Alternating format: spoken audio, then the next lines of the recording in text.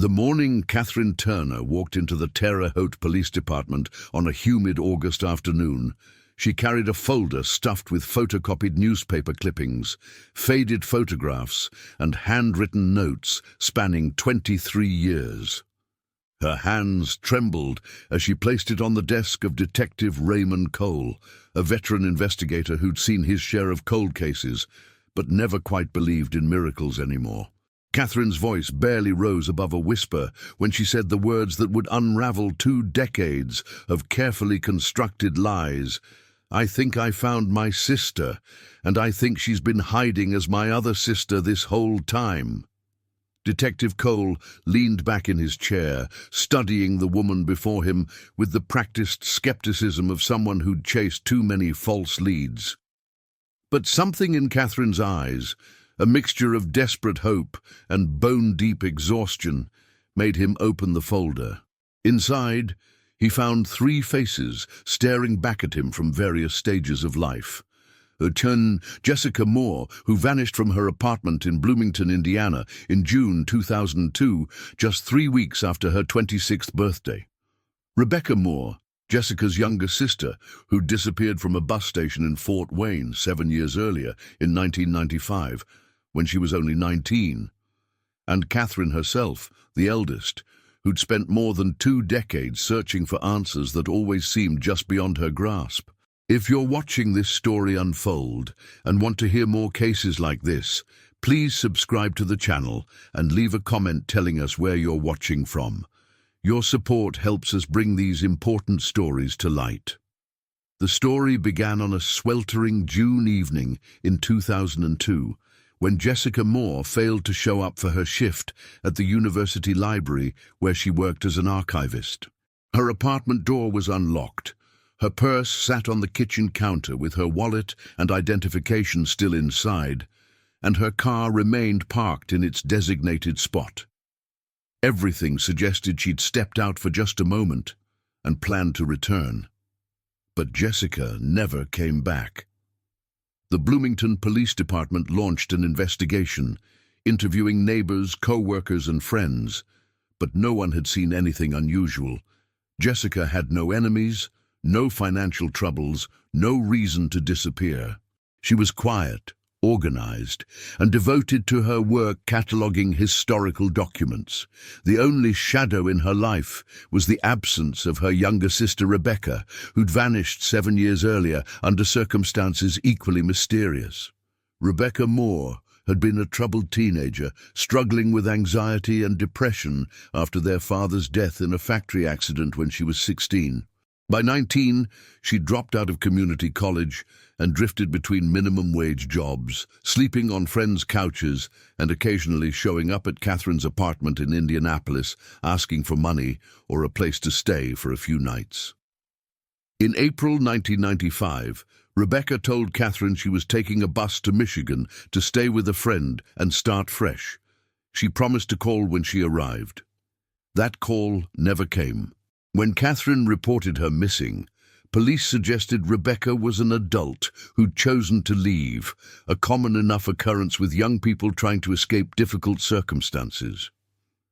The investigation stalled after a few weeks, and Rebecca became another name in a database of missing persons.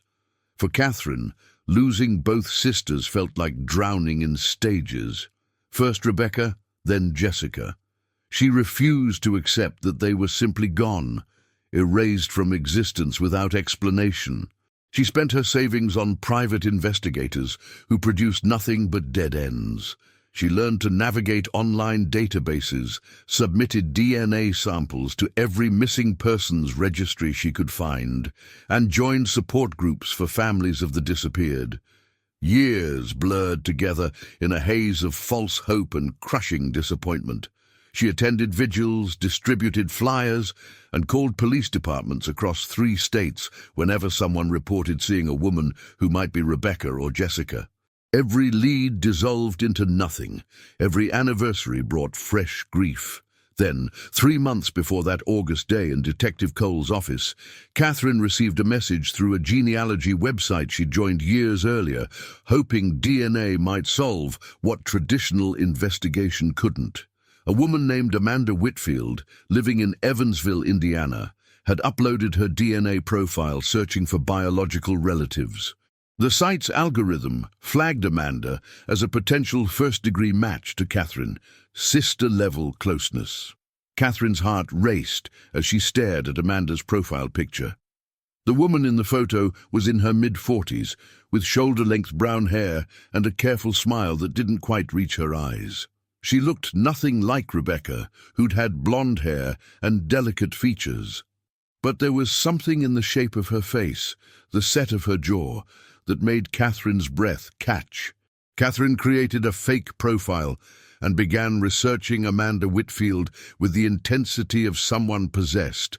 What she discovered made her blood run cold.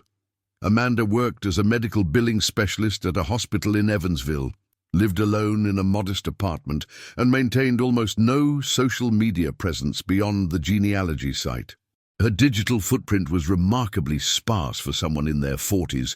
No Facebook posts before 2010, no tagged photos from high school or college, no childhood friends commenting on old memories. It was as if Amanda Whitfield had materialized fully formed in her 30s.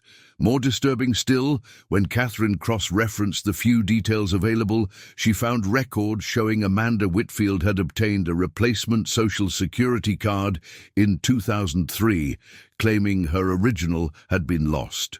The address listed on that application was in Bloomington, the same city where Jessica had disappeared a year earlier.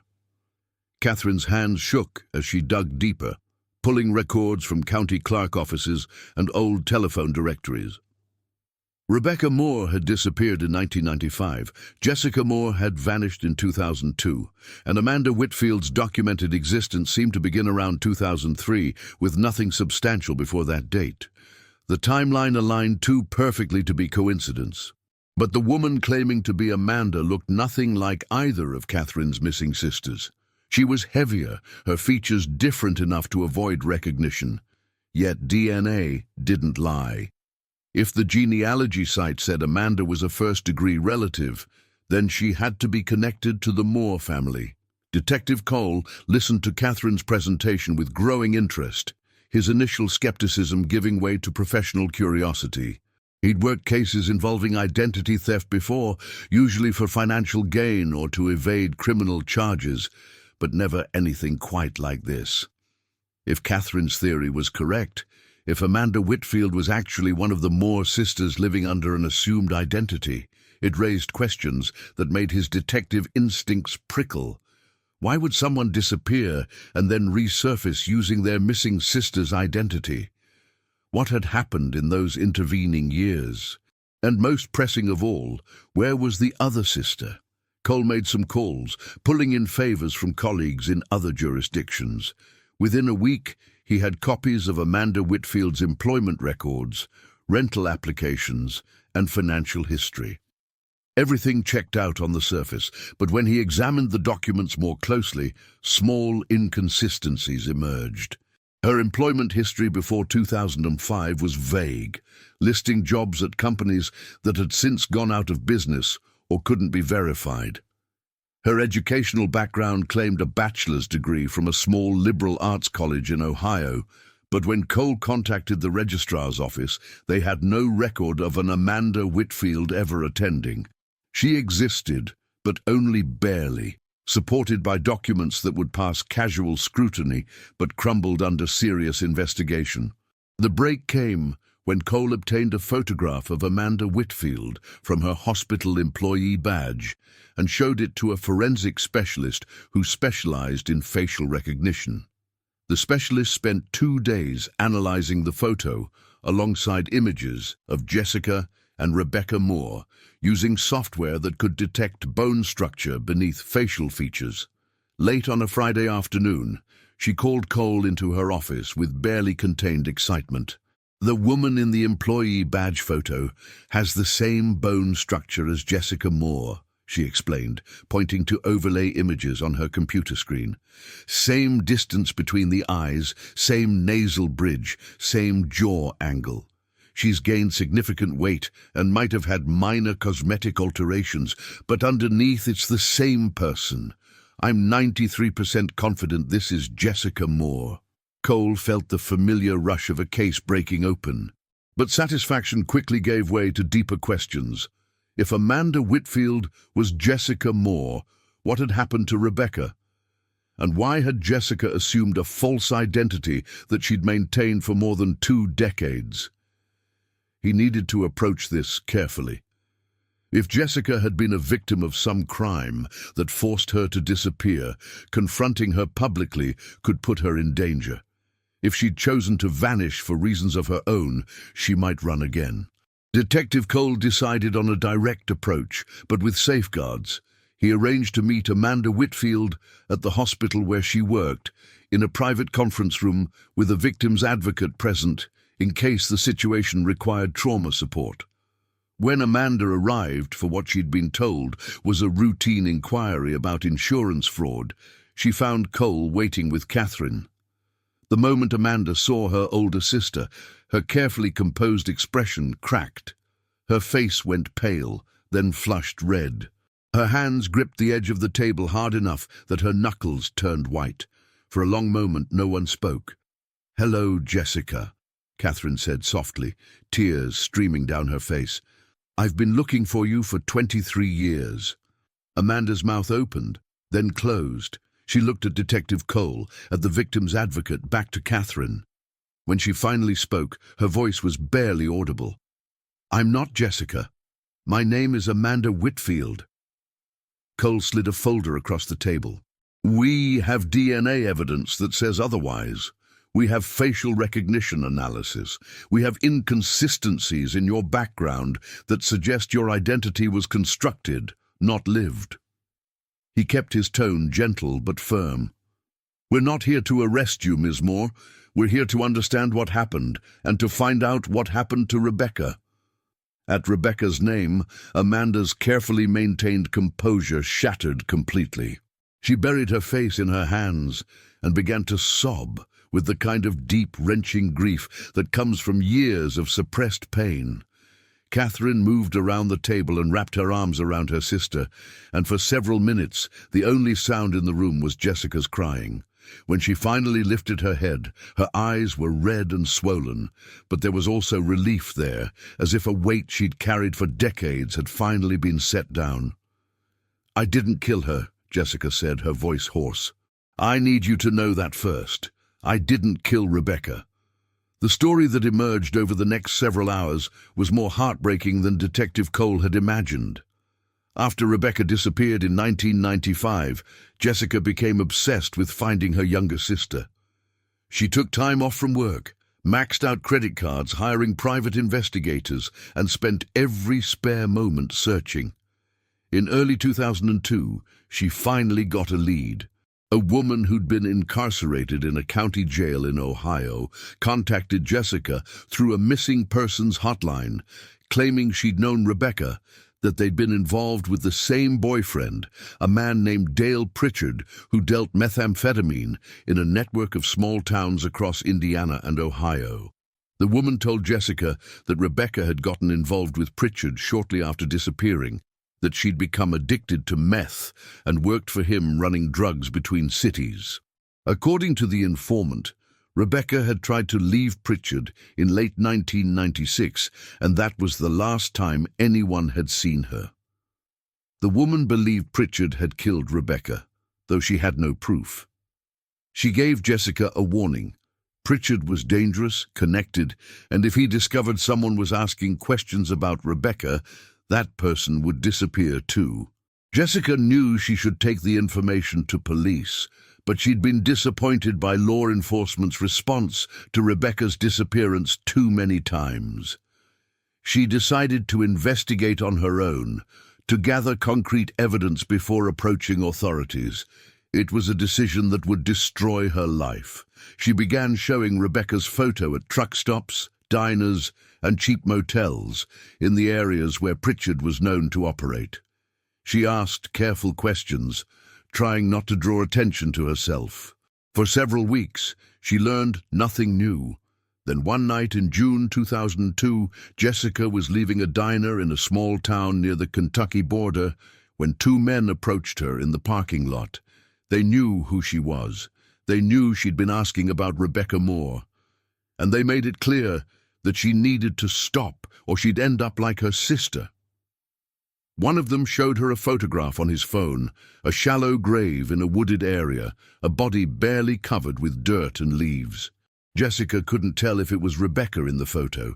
The image was grainy and the face was turned away from the camera. But the clothes looked familiar and the blonde hair was the right shade. The men told her that if she went to the police, more photos would surface, and then Jessica herself would disappear permanently. They gave her 48 hours to leave Indiana and never come back. Jessica drove back to Bloomington in a state of shock so profound she barely remembered the journey. She knew the men weren't bluffing. She'd seen enough during her weeks of investigation to understand that Pritchard's network was extensive and that people who crossed him didn't survive. But how could she simply disappear? How could she abandon her life, her job, her sister Katherine, without explanation? She spent one agonizing night in her apartment, paralyzed by indecision. By morning, she'd made a choice that would haunt her for the next 2 decades. Among the missing persons cases Jessica had researched over the years, she'd come across Rebecca's file countless times, memorizing every detail. Rebecca had been carrying identification when she disappeared, including her birth certificate, which Jessica had given her before she left for Michigan. Rebecca had also taken their mother's old Social Security card, which had been stored with family documents Rebecca had asked to keep for sentimental reasons. Jessica knew it was wrong, knew it was illegal, but she was terrified and desperate. She took the copies of Rebecca's documents she'd gathered during her search, left her apartment with only a backpack of essentials, and drove to Louisville, Kentucky, where she checked into a motel under a false name and began the process of becoming someone else. It was easier than it should have been. Rebecca had disappeared before the digital age had fully taken hold, before social media and extensive online databases made identity theft more difficult. Jessica applied for a replacement birth certificate from Indiana, claiming she was Rebecca Moore and needed the document for employment purposes. When it arrived at the motel 3 weeks later, she used it to obtain a replacement Social Security card. The photograph on Rebecca's driver's license was from when she was 17, before her features had fully matured, and Jessica was close enough in appearance that with a change in hair color and significant weight gain, she could pass as an older version of her younger sister. She chose the name Amanda Whitfield by combining the middle name of a childhood friend with her grandmother's maiden name, creating an identity that felt real enough to inhabit but distant enough from the Moore family to avoid easy detection. She moved to Evansville, far enough from Bloomington to escape casual recognition, but close enough to Indiana that she didn't feel completely unmoored. She found work in medical billing, a job that required attention to detail but limited social interaction. She kept to herself, avoided forming close relationships, and lived in constant fear that someone would discover the truth. The irony wasn't lost on her. She'd assumed Rebecca's identity while believing Rebecca was dead, creating a strange immortality for her lost sister, even as she erased herself. Every time someone called her Amanda, she thought of Jessica Moore, the person she'd been, buried alongside her sister in an unmarked grave of lies and fear. She wanted to contact Katherine to let her know she was alive, but she was terrified that any connection to her old life would lead Pritchard's people back to her. She told herself that Katherine was safer believing both sisters were missing, that knowing the truth would only put her in danger. Years passed. Jessica kept her head down, maintained her false identity, and tried to build some semblance of a life as Amanda Whitfield. She attended therapy under her assumed name, treating depression and trauma she couldn't fully explain to her counselor. She volunteered at an animal shelter, finding solace in caring for abandoned dogs and cats who, like her, had been lost and were trying to survive. She celebrated birthdays alone, marked the anniversaries of Rebecca's disappearance with private rituals of grief, and watched from a distance as Katherine continued to search for answers. The genealogy website was a mistake, a moment of weakness when loneliness overrode caution. Jessica had uploaded her DNA sample, hoping to find distant relatives on her mother's side, people who'd never known the Moore sisters and wouldn't recognize her. She never imagined Katherine would be searching the same databases. That technology would betray her secret after all these years of careful hiding. Now, sitting in the hospital conference room with her sister's arms around her and Detective Cole listening with patient intensity, Jessica felt the full weight of 23 years of fear and isolation begin to lift. She told them everything, about the men in the parking lot, the photograph of the grave, the documents she'd used to become Amanda Whitfield. She described the small town near the Kentucky border where she'd been threatened, gave them the name Dale Pritchard, and provided every detail she could remember about Rebecca's involvement with him. Detective Cole listened without interrupting, taking notes and recording the conversation with Jessica's permission. When she finished, he was quiet for a moment, processing the story. Then he leaned forward, his expression serious but not unkind. "Ms. Moore, what you did, assuming your sister's identity, is illegal. Identity theft is a federal crime. But given the circumstances, given that you were threatened and believed your life was in danger, I think we can work with the prosecutor's office to find a solution that focuses on the real criminals here." He paused, choosing his words carefully. "The bigger issue is finding out what really happened to Rebecca and making sure the people who threatened you face justice." Over the next several months, Jessica's story was corroborated by a multi-agency investigation that spanned 3 states. Dale Pritchard was already in federal prison on unrelated drug trafficking charges, serving a 20-year sentence. When confronted with Jessica's testimony and the renewed investigation into Rebecca's disappearance, he initially denied everything. But forensic teams had located the area where Jessica remembered being shown the photograph, guided by her description of landmarks and roads. In a wooded area, 2 miles from a defunct quarry, they found remains that DNA analysis confirmed belonged to Rebecca Moore. Rebecca had been 19 years old when she died, killed by blunt force trauma to the head.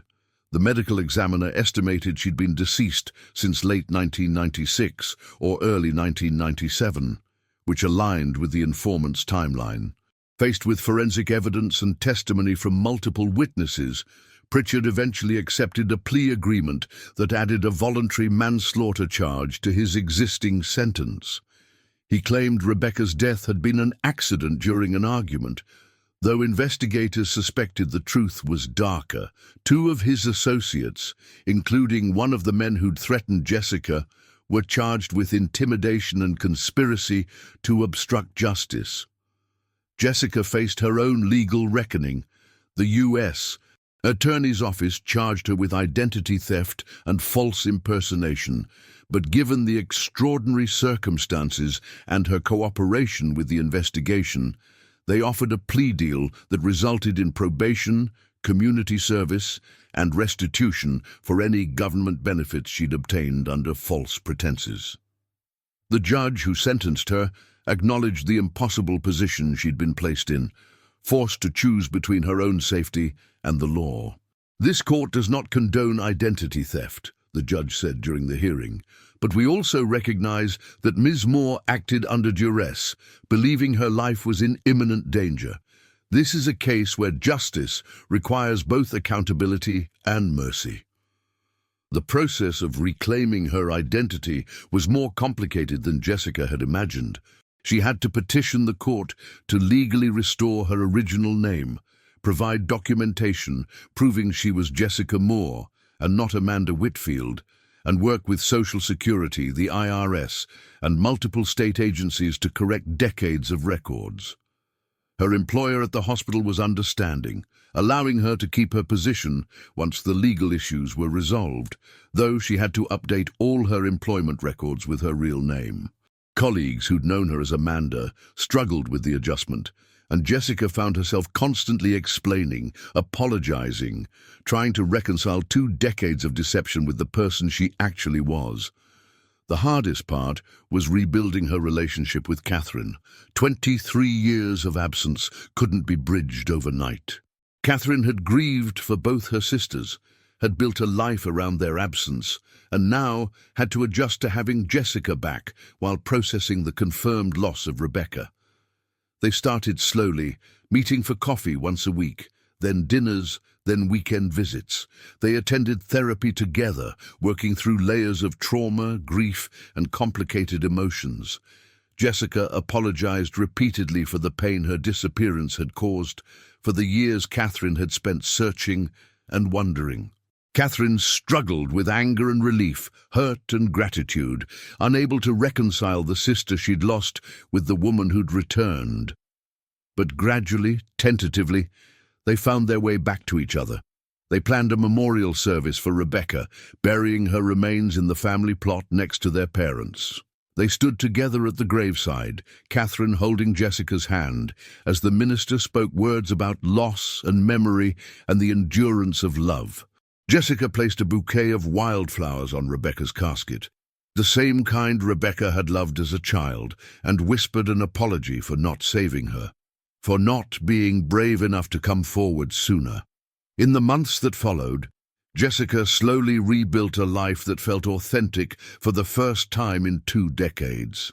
She kept her job at the hospital, finding meaning in work that was honest and under her real name. She moved to a new apartment in Indianapolis, closer to Katherine, and began attending a support group for survivors of violent crime and intimidation. She adopted a dog from the shelter where she'd volunteered as Amanda, an elderly golden retriever mix who'd been abandoned and needed someone to understand what it meant to be lost. She remained Jessica Moore, no longer hiding behind Amanda Whitfield's invented history. She updated her social media profiles, reconnected with old friends who'd thought her dead, and slowly, carefully, began to talk about what had happened.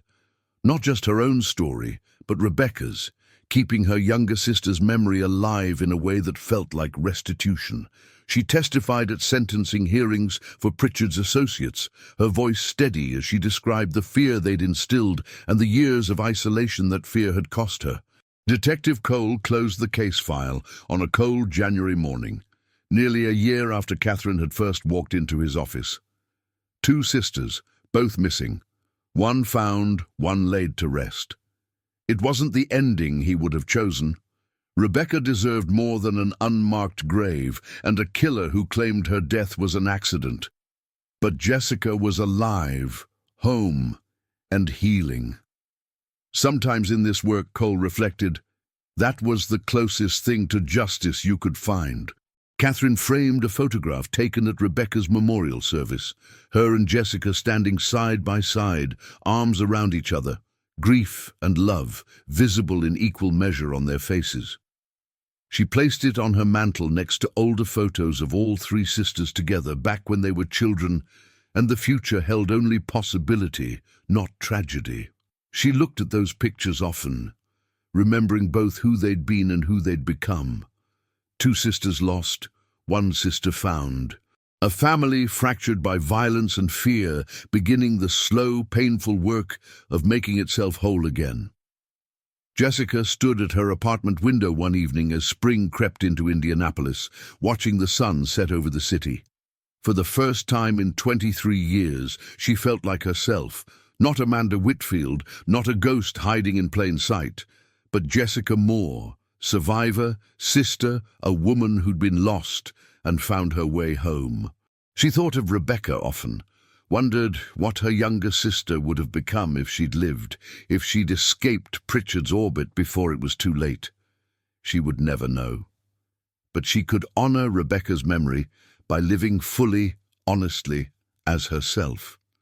It was the only redemption she could offer, the only way to make meaning from years of fear and lies and loss.